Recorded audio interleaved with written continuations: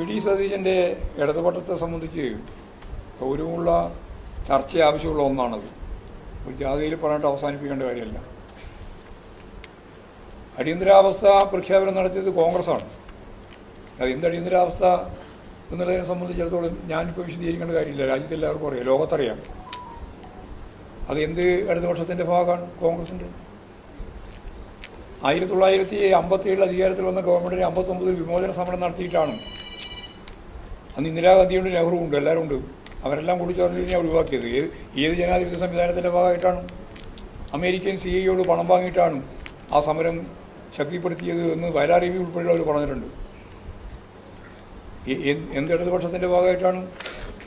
ഇന്ത്യയിൽ ഏറ്റവും വലിയ സമ്പന്നരായിട്ട് ടാറ്റയെയും ബിർളയെയും വളർത്താനാണ് കോൺഗ്രസ് ശ്രമിച്ചത്. അദാനിയെയും അംബാനിയെയും വളർത്താനാണ് ഇപ്പോഴും BJP ശ്രമിക്കുന്നത്.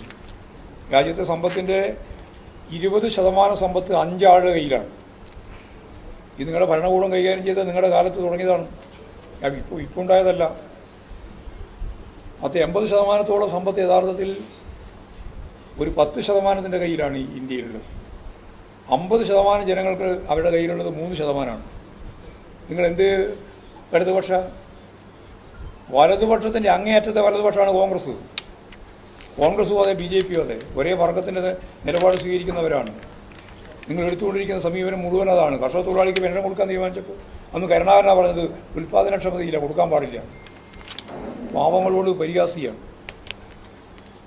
അപ്പോൾ യഥാർത്ഥത്തിൽ ഉന്നത സാമ്പത്തിക ശക്തികൾക്ക്, കോപ്പറേറ്റീവുകൾക്ക് വേണ്ടിയും ഭൂപ്രഭുക്കൾക്ക് വേണ്ടിയും സാമ്രാജ്യത്വ ഫിനാൻസിൻ്റെ ഭാഗമായിട്ടുള്ള വലിയ രീതിയിലുള്ള സമ്പന്നർക്ക് വേണ്ടി നിലകൊള്ളുന്ന ഒരു പാർട്ടിയാണ് ചരിത്രത്തിൽ കോൺഗ്രസ് എന്ന് എല്ലാവർക്കും അറിയാം. നെഹ്റു ഉള്ളപ്പോഴും അതെ, ഇപ്പോഴും അതെ.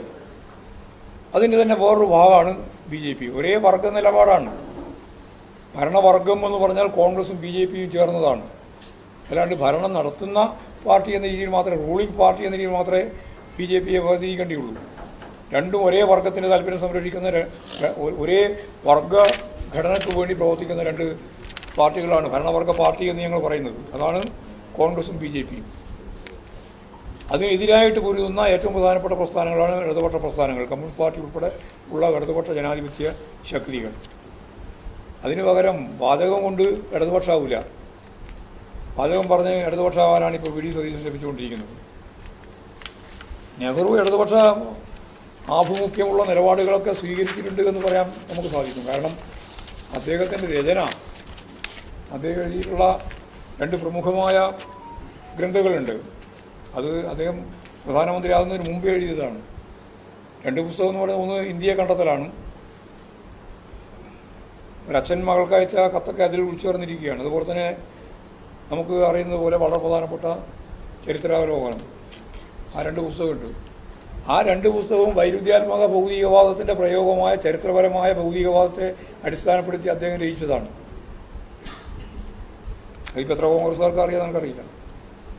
ചരിത്രപരമായ ഭൗതികവാദത്തെ അടിസ്ഥാനപ്പെടുത്തിയിട്ടാണ് വിശ്വചരിത്രാവലോകനവും അതുപോലെ തന്നെ ഇന്ത്യയെ കണ്ടെത്തലും.